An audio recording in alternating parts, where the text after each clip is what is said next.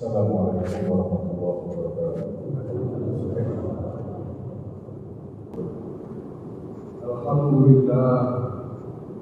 Alhamdulillahilladzi ja'alana ala aidil fitri wal adha. Asyhadu an la ilaha illallah ni'mal wakil wa ni'mal mawla. Wa asyhadu anna sayyidina Muhammadan abduhu wa rasuluhu wa man yuhibbuhu faqad dhalla dhalalan ba'ida.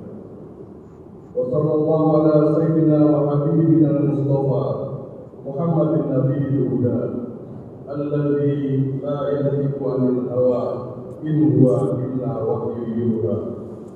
Wa ala alihi wa ashabihi ahli sidqi wal wafa. Allahumma ij'alna mimman yattabi'u ihsana ila yaumil jazaa. Amma ba'du. Wa ya ayyuhal muslimun, usikum wa nafsi bi taqwallah wa ta'atihi la'allakum tuflihun. Qala ta'ala fil Qur'anil Karim, a'udzu billahi minasy syaithanir rajim. Bismillahirrahmanirrahim. Inna a'tainaka al-kautsar fasholli li rabbika wanhar. Inna syani'aka huwal abtar. Sadaqallahul azim. Ma'asyiral muslimin sidang Jumat rahimakumullah. Alhamdulillah, sebagai umat muslim kita selalu ditunjukkan karunia kasih sayang dari Sang Pencipta Allah Subhanahu wa taala. Di mana seringkali kita sadari bahwa karunia kasih sayang tersebut berwujud perintah untuk selalu menghamba kepadanya dalam 24 jam sehari. Kita diperintahkan 5 kali untuk menunaikan kehambaan dalam 24 jam. Di situ terkadang kita seringkali lupa bahwa dalam perintah tersebut terdiri dari kasih sayang, di mana bisa kita melaksanakan apa yang diperintahkan kepada kita dalam sholat 5 waktu itu. Kita diberikan nikmat sehat jasadi dan rohani. Selain itu, dalam 1 minggu kita juga diingatkan dan diperintahkan untuk berkumpul dalam satu perkumpulan di mana di dalamnya seorang khotib dipilih untuk menyampaikan pesan-pesan ketakwaan dan keimanan sebagai pengingat kepada kita semua bahwa kita adalah makhluk yang memiliki Khalik atau Sang Pencipta yang Maha Pengasih dan Maha Penyayang, yang begitu sayang kepada makhluknya hingga kita bisa kembali dalam perkumpulan mingguan, yaitu sholat Jumat berjamaah dalam keadaan sehat rohani dan jasad. Oleh karenanya sebuah hal yang wajib untuk umat Islam selalu syukuri atas segala nikmat yang telah kita terima dengan cara terus-menerus meningkatkan ketakwaan, terus-menerus mengawal hawa nafsu agar bisa menjalani apa-apa yang diwajibkan dan apa-apa yang dilarang oleh Allah Subhanahu wa taala. Ma'asyiral muslimin rahimakumullah, di umur dunia yang semakin tua ini kita rasakan banyak dari diri kita saat ini lebih mementingkan kuantitas dibandingkan kualitas, khususnya dalam masalah harta. Manusia di zaman modern saat ini lebih mementingkan jumlah harta yang dimiliki dibandingkan mencari keberkahan dari harta tersebut. Banyak yang beranggapan bahwa hidup dan rezeki adalah seperti rumus matematika, yaitu 1 tambah 1 sama dengan 2. Padahal dalam kehidupan ini, khususnya bagi kita, dalam keimanan seorang yang muslim, rezeki itu tidak bisa dihitung dengan rumus matematika. Karena rezeki adalah pemberian dan karunia dari Allah Subhanahu wa taala. Dalam hidup terkadang 1 tambah 1 sama dengan 2. Namun bisa saja 1 tambah 1 sama dengan 1 dan 1. Dan bisa saja 1 tambah 1 sama dengan 0. Masing-masing rezeki manusia dan makhluk dunia sudah ditentukan oleh Allah Subhanahu wa taala.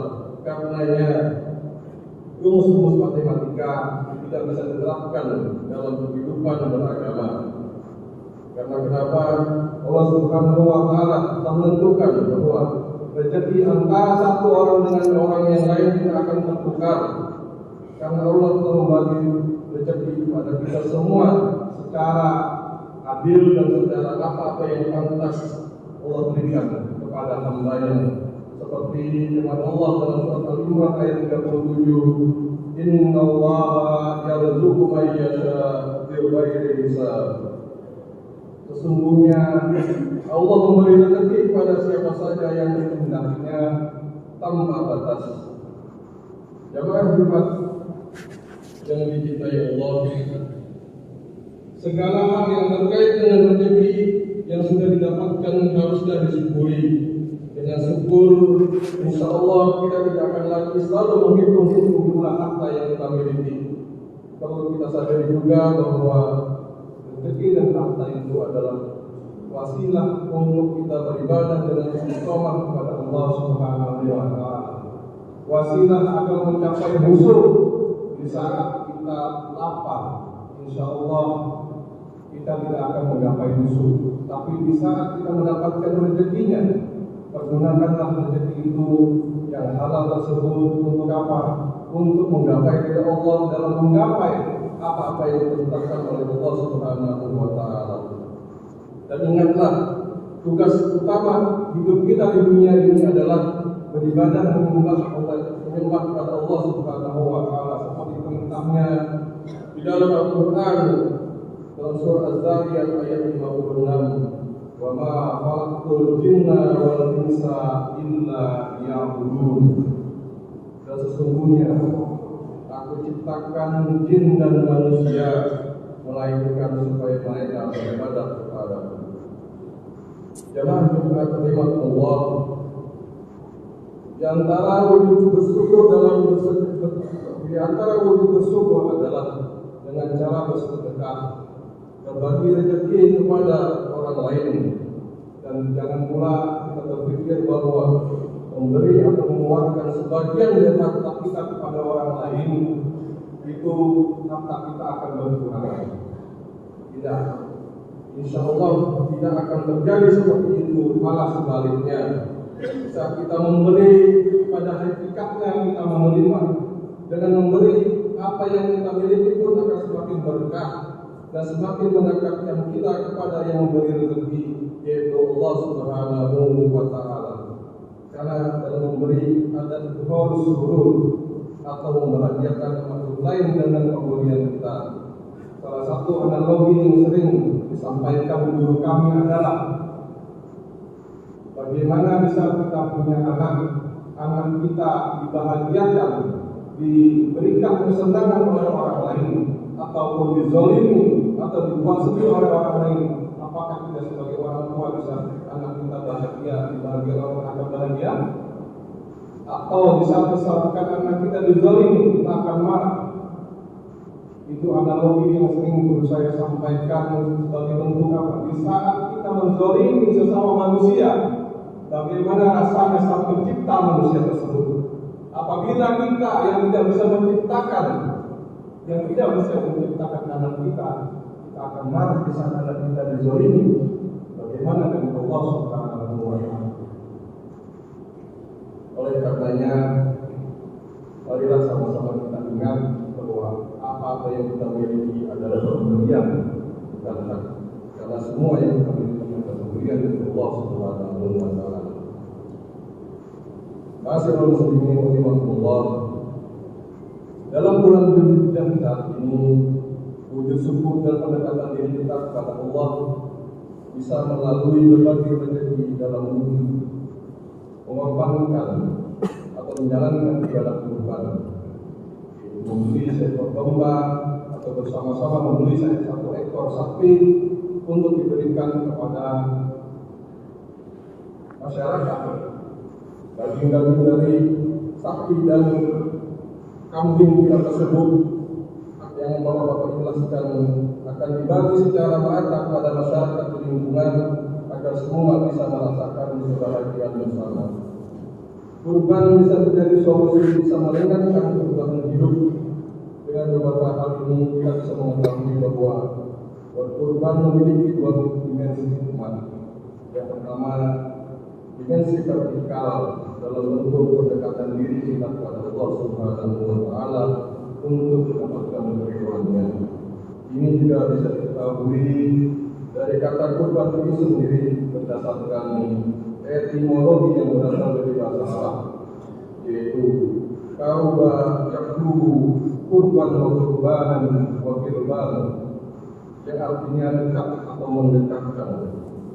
Kedua, dimensi selanjutnya adalah dimensi horizontal atau sosial, di mana dengan berkurban kita akan mampu menggembirakan dan membahagiakan orang-orang yang membutuhkan. Rasulullah SAW bersabda dalam hadis yang diriwayatkan oleh Sayyidatuna Aisyah radhiyallahu anha, tidak ada satu amalan yang dikerjakan oleh anak Adam pada hari raya Idul Adha yang lebih dicintai oleh Allah dari menyembelih hewan kurban. Karena hewan itu akan datang pada hari kiamat dengan tanduknya, dengan bulu-bulunya dan kuku-kuku kakinya. Darah hewan itu akan sampai di sisi Allah sebelum menetes ke tanah. Karenanya lapangkanlah jiwa-jiwa kita untuk melakukannya. Masyaallah muslimin rahimakumullah. Besok hari Sabtu tanggal 15 ini bertepatan dengan tanggal 9 Dzulhijjah, di mana sebagian besar umat Islam dari seluruh dunia berkonsentrasi pada Arafah dalam melaksanakan salah satu dari rukun haji, yaitu wukuf di padang Arafah. Berkumpul dalam satu tempat yang ditentukan dengan kesatuan niat dan keseragaman pakaian, yaitu ihram, berkontemplasi, berintrospeksi, beristighfar, memohon ampun atas segala kesalahan, serta bertasbih dan membaca talbiyah dan kalimat tauhid la ilaha illallah. Dan untuk itu kita yang berada di negara masing-masing yang tidak melaksanakan ibadah haji, Rasulullah SAW berkata, puasa hari Arafah dapat menghapus dosa 2 tahun yang telah lalu dan 2 tahun yang akan datang. Dan puasa Asyura pada 10 Muharram menghapus dosa setahun yang lalu. Hadis riwayat Muslim. Oleh karenanya, mari bagi kita semuanya pada esok hari sesuai dengan sidang isbat Kementerian Agama RI, kita semua melaksanakan 2 puasa dalam 2 hari berturut-turut, yaitu di hari Sabtu kita melaksanakan puasa Tarwiyah, yang kemudian hari Minggu pada tanggal 16 kita melakukan puasa Arafah. Tentunya agar mendapatkan ganjaran yang telah Rasulullah SAW katakan, dan tentunya juga dibarengi dengan niat sebagai peningkat iman kita kepada Allah Subhanahu wa Ta'ala. Terakhir, mari sama-sama kita doakan seluruh jemaah haji yang sedang melaksanakan ibadah haji, khususnya pada keluarga kita, saudara-saudara kita jemaah haji Indonesia, agar selalu diberikan kesehatan, kehusuan dan keikhlasan serta kelapangan hati, agar bisa menjalani semua ibadah haji dengan sempurna dan mendapatkan haji yang mabrur dan dosa-dosa yang diampuni, dan kembali ke tanah air dengan membawa segala kebaikan dari ibadah haji. Aku qouli hadza wa astaghfirullah li wa lakum fastaghfiruh innahu huwal ghafurur rahim. Allahumma salli ala sayyidina Muhammad wa ala ali sayyidina Muhammad.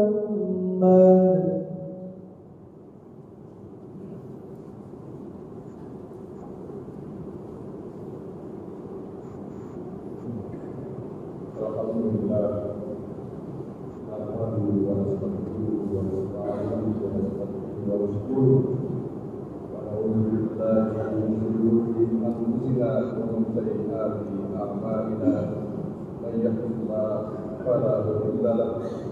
wabarakatuh pada akhirnya. Wassalatu wassalamu ala sayyidina Muhammad as-sadiqul wa'dil amin wa ala ikhwanihi nabiyyin wal mursalin wa radhiyallahu anhum ma'al mu'minin wa alil baitil tahirin wa alil khulafa'ir rasyidin sayyidina Abi Bakr wa sayyidina Umar wa sayyidina Utsman wa sayyidina Ali wa alil a'immatil muhtadin Abi Hanifah wa Malik wa Syafi'i wa Ahmad wa lil awliya was salihin. Amma ba'du. Ayyuhal muslimun, usikum wa nafsi bittaqwallahil 'aliyyil 'azim. Wa'lamu anna Allaha amarakum bi amrin 'azim. Amarakum bis-salati was-salamu 'ala nabiyil karim. Qala ta'ala, inna Allaha wa malaikatahu yusalluna 'alan nabi. Ya ayyuhalladzina amanu sallu 'alaihi wa sallimu taslima.